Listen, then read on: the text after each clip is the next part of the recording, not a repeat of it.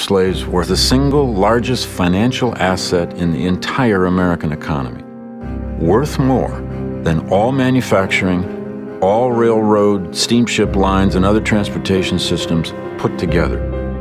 The only thing in the American economy worth more as simply a financial asset was the land itself, and no one really quite knows how to value, North America. The only voices advocating the abolition of slavery were black. Their frustration was growing, and some of them were becoming more militant. But no one in power was listening. As of yet, no white Americans could imagine turning millions of dollars worth of slaves into millions of black compatriots.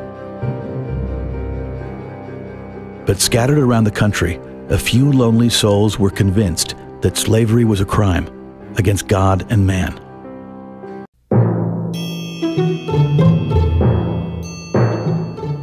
In 1857, the Supreme Court was a decidedly partisan institution. Of the 9 Supreme Court justices, 7 were pro-slavery Democrats. 5 came from slaveholding families. Their desire to secure the rights of slaveholders would cause them to make the most infamous judicial decision in American history. The man who started it all was named Dred Scott. Dred Scott was a slave born in Virginia. His master ultimately moves him to St. Louis, where he is sold a couple of times and ultimately ends up in the hands of a man named John Emerson. John Emerson is an army surgeon. And when John Emerson is posted to various frontier forts, the first one is in what is today Rock Island, Illinois, he takes Dred Scott with him as his servant. Now, presumably, Dred Scott becomes free the moment he's taken to Rock Island, because Rock Island is in Illinois. It's called Fort Armstrong at the time. But Dred Scott remains a slave at Fort Armstrong.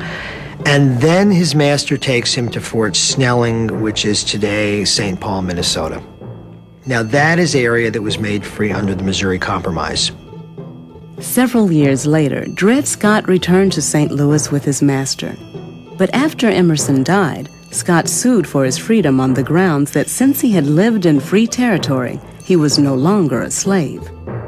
No suit pressed by a slave had ever come before the Supreme Court before. It raised important questions.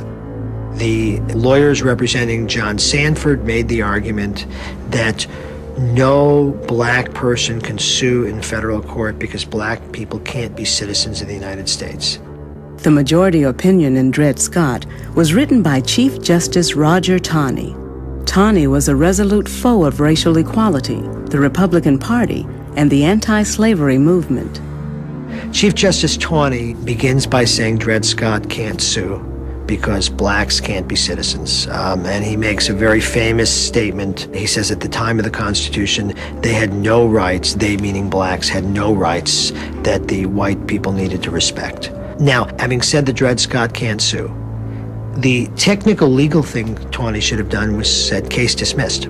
Because obviously if Dred Scott can't sue, then he can't be in court. Taney can't hear the case any longer. But Chief Justice Taney didn't stop there. Taney goes on to face another constitutional question of whether Congress could constitutionally have passed the Missouri Compromise. Did Congress have the power to prohibit slavery in the Western territories? And here he makes an argument based on the Fifth Amendment to the Constitution. The Fifth Amendment says you cannot be deprived of your property without due process of law. And so he makes the argument that the federal territories cannot ban slavery because slavery is a fundamentally protected property within the United States constitutional scheme. He says, basically, look, the Constitution is pro-slavery. We have a pro-slavery country. Slavery is a protected property. It's protected more than any other kind of property.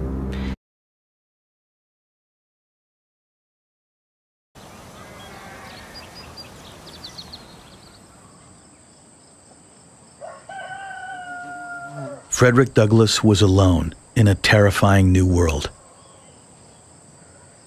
A few weeks earlier, the 6-year-old had been delivered to his master's home on Maryland's eastern shore to begin his life as a slave.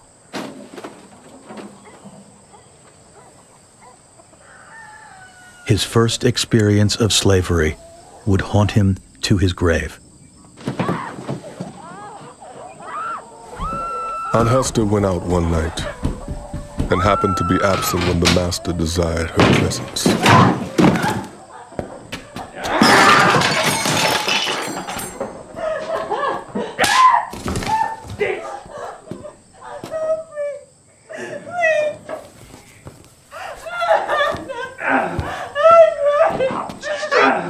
No words, no tears, no prayers seemed to move his iron heart. The louder she screamed, the harder he whipped. And where the blood ran fastest, there he whipped longest. He would whip to make her scream and whip to make her hush.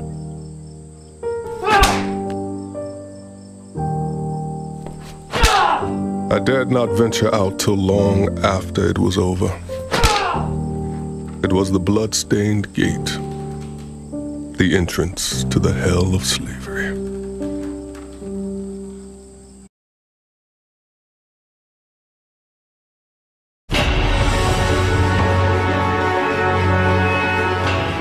Three miles outside Baltimore, heading north, a slave on the run. The risk of capture is high. At most, 1,000 a year are successful. Ears cut off, Achilles tendons slashed, branding, all are common punishments if caught. Frederick Douglass has failed twice, but won't let that stop him. Men like Douglass are the South's worst nightmare. He has a better chance than most of passing as a free man. Unlike 80% of slaves, he can read and write. Even in the 21st century, we're only 3 or 4 generations away from people that not only could not get paid for their labor, it was against the law for them to read and write, it was against the law for them to marry, it was against the law for them to name their children after themselves. Ladies and gentlemen, please. Long way to go.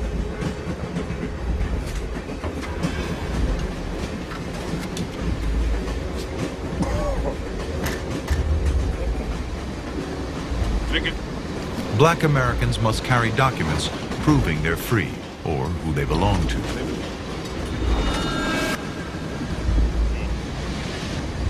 Frederick Douglass has papers borrowed from a friend. They won't hold up to careful examination.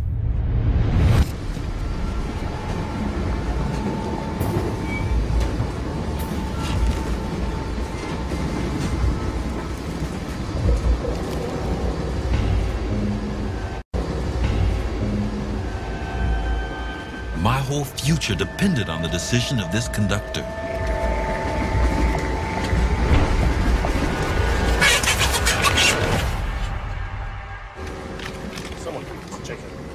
This moment of time was one of the most anxious I ever experienced. Had he looked closely at the paper, he could not have failed to discover that it called for a very different looking person from myself.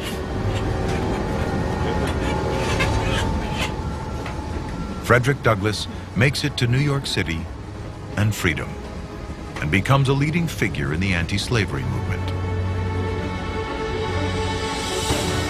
He'll write a best-selling autobiography. He'll meet and debate with Lincoln in the White House. At a time when slaves are barely regarded as people, he will become an icon, a celebrity, the best-known African-American in America.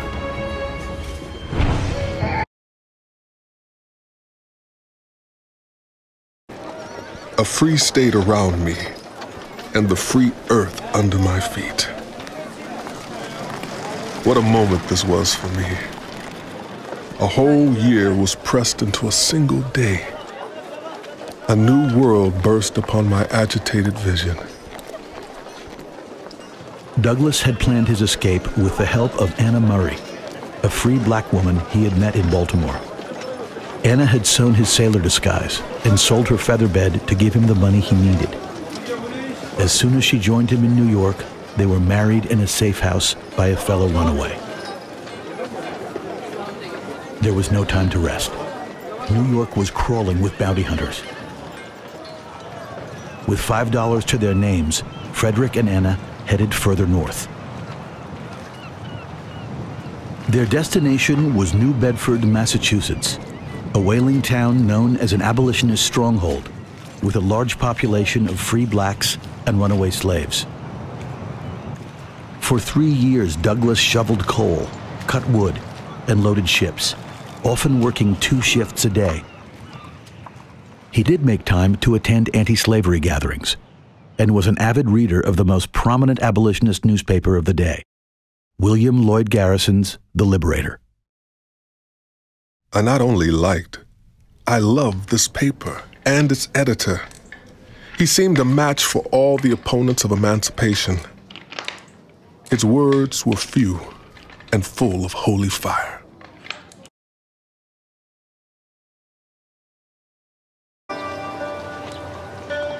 William Lloyd Garrison felt that he was destined to do great things, but he had no idea how to get there.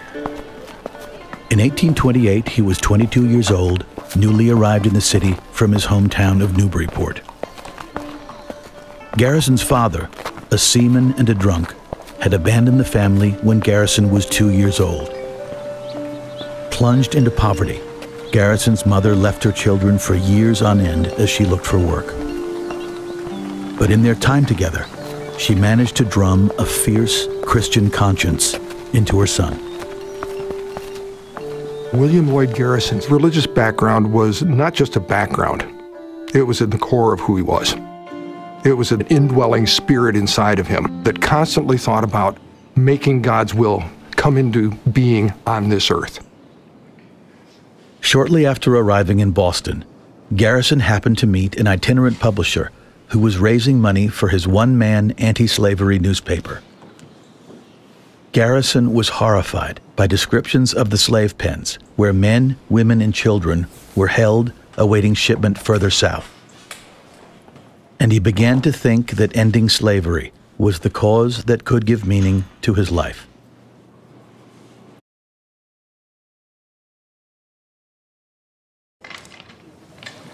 When Douglas heard that Garrison was going to address an anti-slavery convention in Nantucket, he took a rare few days off and boarded a ferry for the island.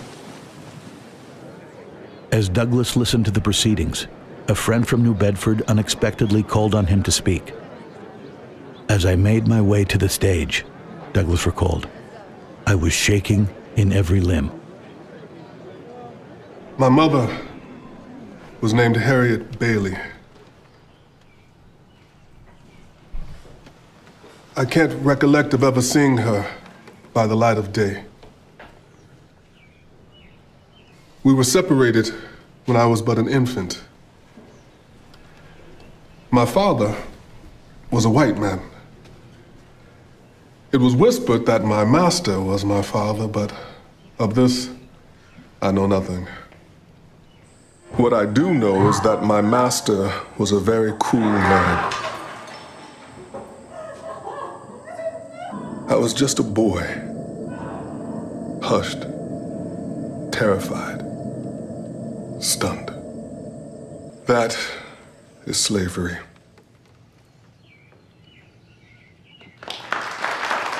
When Douglas finished speaking, Garrison realized that he had found the man he had been looking for.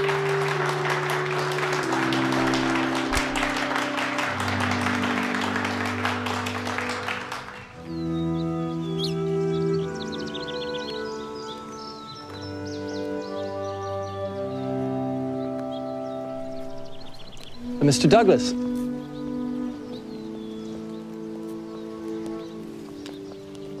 I have never seen an audience so captivated. I myself was carried away, as you saw. I was so nervous I could barely stand. You were wonderful.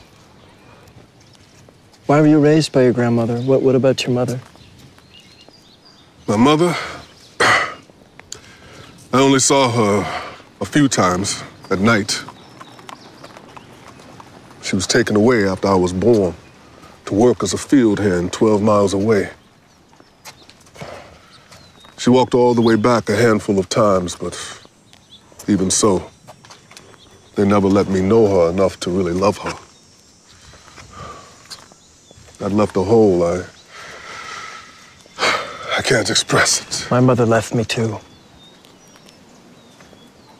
I was 5. She worked in another town for a few years. I missed her terribly.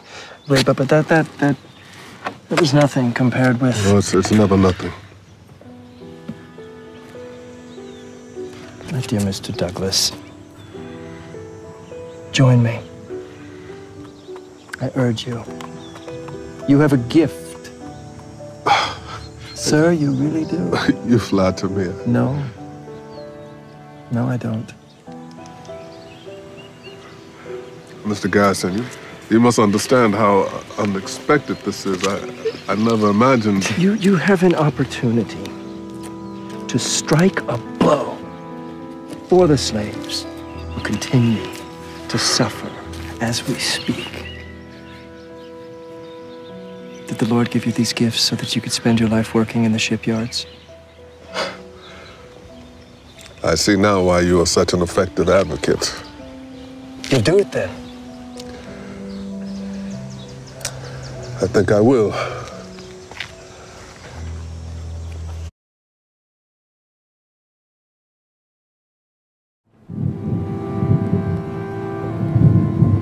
I could not help, nor soothe, nor do one thing to mitigate his cruel suffering. Do nothing but pray that he might die soon.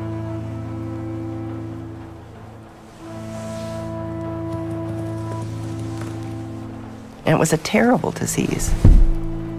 You lost all the fluids in your body, you were racked by convulsions, and there was nothing that anybody could do.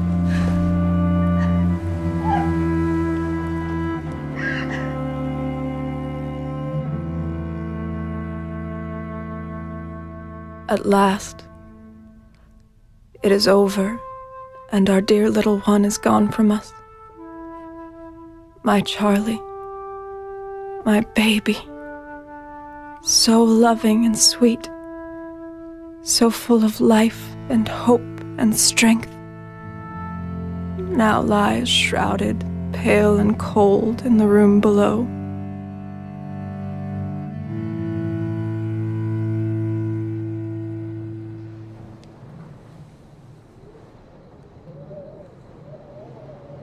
In the Calvinist scheme of things, if God sent you suffering, it was because he loved you and he wanted to teach you something.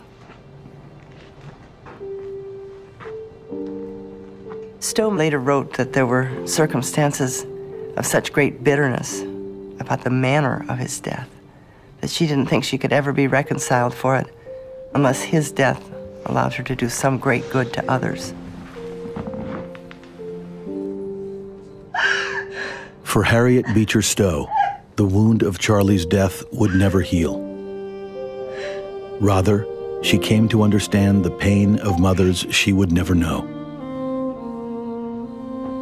It was at his dying bed and at his grave that I learned what a poor slave mother may feel when her child is torn away from her. The writing of Uncle Tom's Cabin would be Harriet's way of making her baby's short life mean something.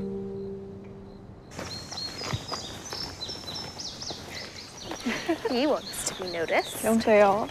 In the spring of 1833, Harriet and 2 friends crossed over the river into neighboring Kentucky. She had never before visited a slave state. We have this fine specimen here. What do you get? 25. 25? 50? We got 50 going once. 50 going twice. 50 sold to the gentleman here. How you gentlemen doing this nice, warm Kentucky day? Gonna keep this thing going?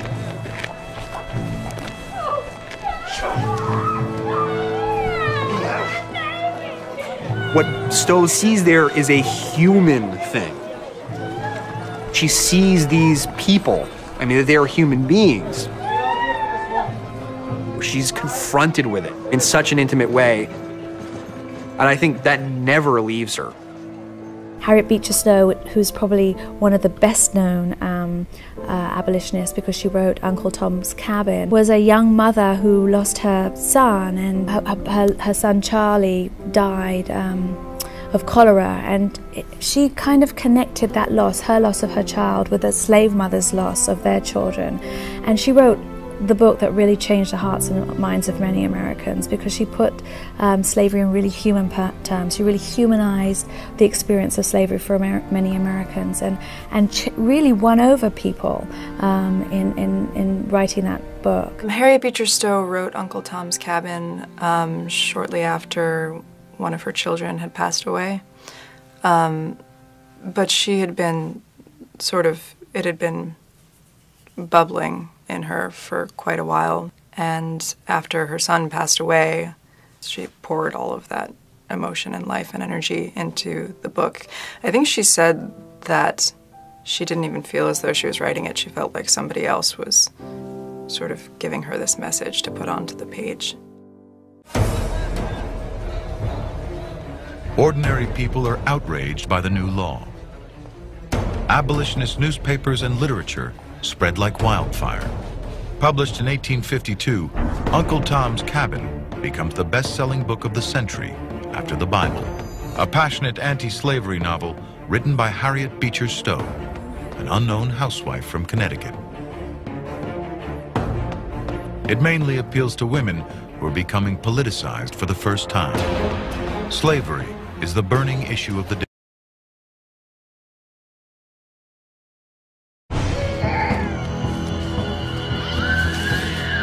The best hope for escaped slaves is the legendary Underground Railroad and the tireless efforts of Harriet Tubman. An escaped slave herself, she risks her life returning south again and again to guide others to freedom. A masterful escape artist, Tubman will do anything to avoid capture, even keeping babies quiet with opium. Harriet Tubman is the Moses of our people. She was a wanted woman. She was a hated woman, reviled by the white South. Just imagine you have gotten out of slavery, you've escaped, and yet you come back. You have the courage and the care about other people to come back into a hell.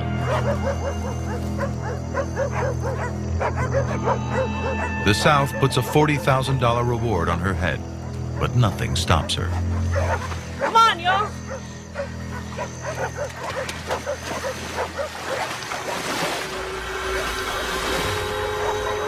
Come on!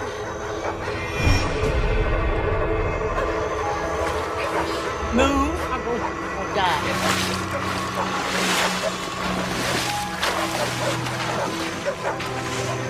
Tubman is one of America's first civil rights activists. In the same month she dies, Rosa Parks is born. Frederick Douglass and Harriet Tubman threaten everything the South stands for. Tens of thousands of slave owners had to deal with, for the first time, the fact that these people are going to rebel. She was far more effective as the symbol that they feared than the few hundred that she saved. Nearly 60,000 slaves will escape, up to a $50 million loss to their owners. But it symbolizes much more.